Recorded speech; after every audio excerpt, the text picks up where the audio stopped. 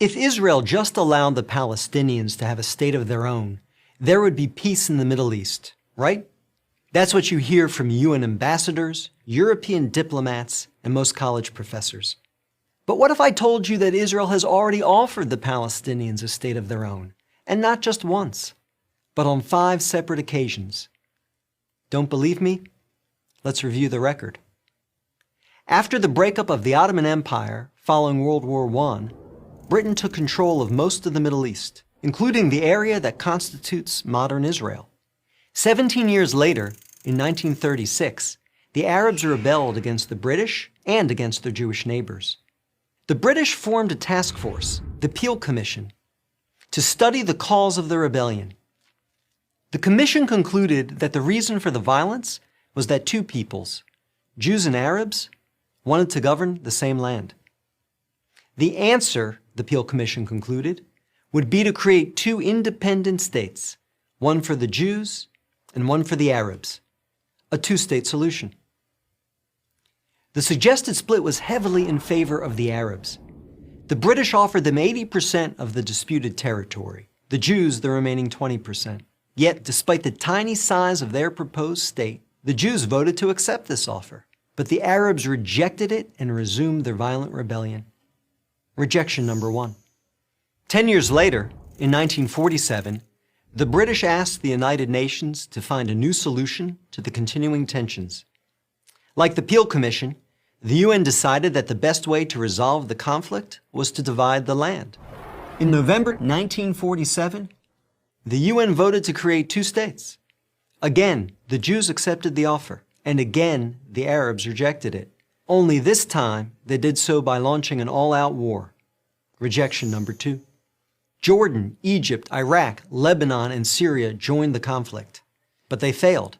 Israel won the war and got on with the business of building a new nation. Most of the land set aside by the UN for an Arab state, the West Bank and East Jerusalem, became occupied territory. Occupied not by Israel, but by Jordan. 20 years later, in 1967, the Arabs, led this time by Egypt and joined by Syria and Jordan, once again sought to destroy the Jewish state. The 1967 conflict, known as the 6-Day War, ended in a stunning victory for Israel. Jerusalem and the West Bank, as well as the area known as the Gaza Strip, fell into Israel's hands. The government split over what to do with this new territory. Half wanted to return the West Bank to Jordan and Gaza to Egypt in exchange for peace. The other half wanted to give it to the region's Arabs, who had begun referring to themselves as the Palestinians, in the hope that they would ultimately build their own state there. Neither initiative got very far. A few months later, the Arab League met in Sudan and issued its infamous 3 no's.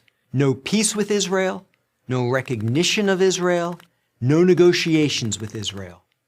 Again, a 2-state solution was dismissed by the Arabs, making this rejection number 3.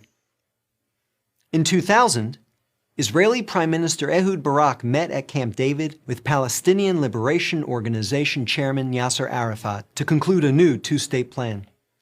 Barak offered Arafat a Palestinian state in all of Gaza and 94% of the West Bank, with East Jerusalem as its capital. But the Palestinian leader rejected the offer.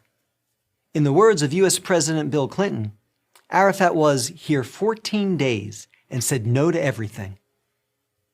Instead, the Palestinians launched a bloody wave of suicide bombings that killed over 1,000 Israelis and maimed thousands more, on buses, in wedding halls, and in pizza parlors. Rejection number 4.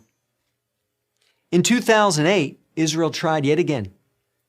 Prime Minister Ehud Olmert went even further than Ehud Barak had, expanding the peace offer to include additional land to sweeten the deal. Like his predecessor, the new Palestinian leader, Mahmoud Abbas, turned the deal down.